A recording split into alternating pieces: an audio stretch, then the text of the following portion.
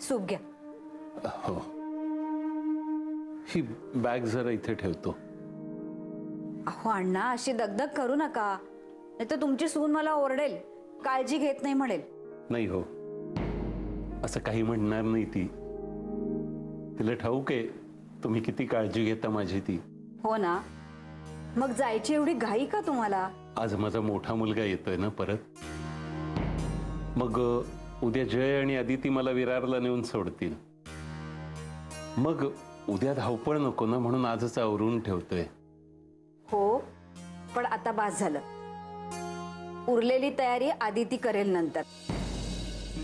तुम्ही आधी सूप घ्या बरं, थंड होईल ते. हो.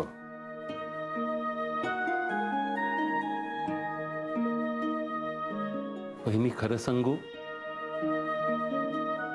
आपली माणसं म्हणून आयुष्यभर आपण जी माणसं शोधत असतो ना, ती अशी नकळत आयुष्यात येतात.